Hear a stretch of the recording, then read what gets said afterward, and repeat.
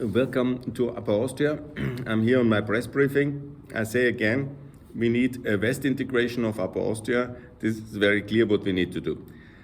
NATO membership in the strategic field, opening of our labor market, it's very important for all EU candidate countries, opening of our goods markets, that means the trade agreements with America, Mercosur, with Africa, the Gulf and Australia, India, this has to be done, but also our energy policy must change. We must decouple from Russia completely, and that means the following: we need to complete our energy infrastructure here. That means a 400 kV line to Czech Republic, and also to build a nuclear power station in Austria, and to end this anti-nuclear kind of problematic policy which we have. We have a certain history on that one because we have voted against nuclear power in 1978 against Zwentendorf, and then we somehow developed this similar like neutrality into a myth that we started to say that this is all like it is and everybody has to learn from us. While now, as a result of this war, everybody is reviving nuclear energy.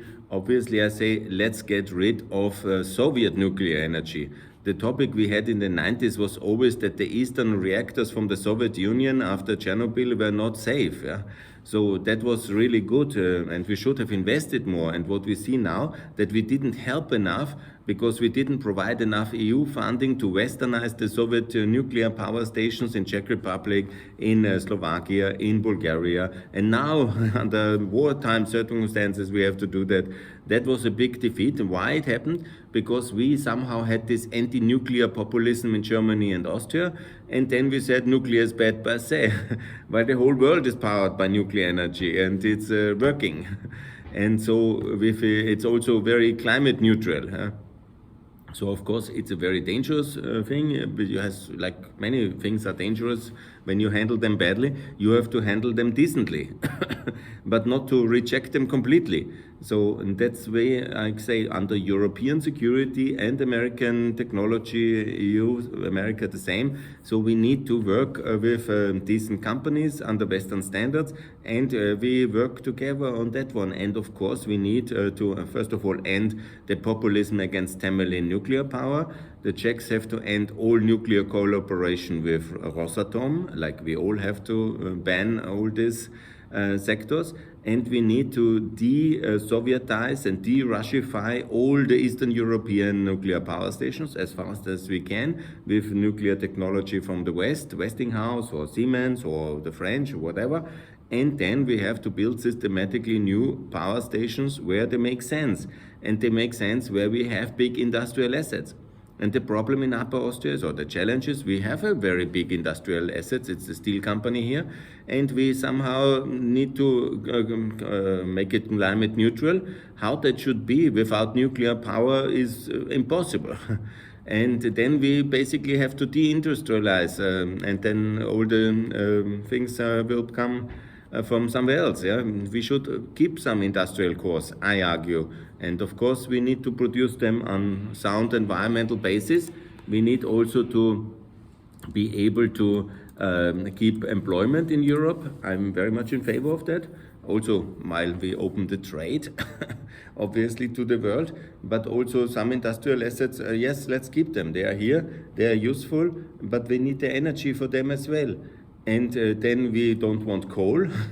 Yes, we should also make a big initiative to really put massive wind and massive solar on. Yeah, I'm very much in favor. Let's make 1 terawatt obligation for every federal state of Austria to have solar and wind. Yeah, especially the Alpine states. Yeah, absolutely.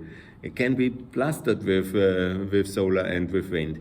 But we need also one nuclear in Upper Austria because it's the industrial core where steel is produced, and there's also strong chemical industry, and they need the energy. And so in Freistadt, it's the best way to have a nuclear power station in Freistadt, and to save the steel industry long term, but short term already to have a connection to the Temelin power plant with 400 kV, and to think European, to integrate things to European.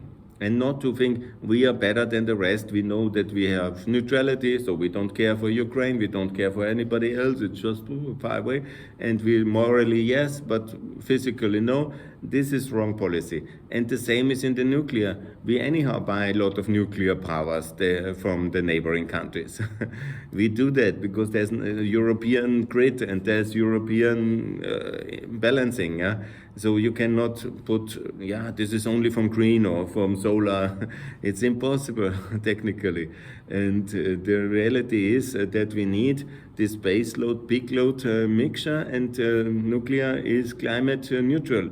And so if you don't like, what I say very much most important, don't like Russian energy, but if you don't like as well dirty coal and dirty oil and then dirty gas, and if we all say the future is bright and we want to have save the environment and we want to win the war and we want to keep jobs and employment, then please, nuclear power is a very good option, of course on European American standards, but yes to nuclear power.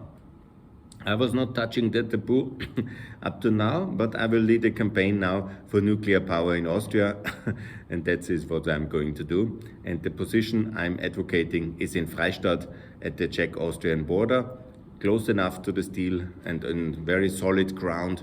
And this is the optimum position for a nuclear power station in Austria. Please support nuclear power in Austria, and let's build one station to save the industry, to save the climate, and to have a successful, prosperous Central Europe together. This is the best policy in the energy. That's the Western turn in the energy sector. Thanks a lot. All the best here from Linz. Bye.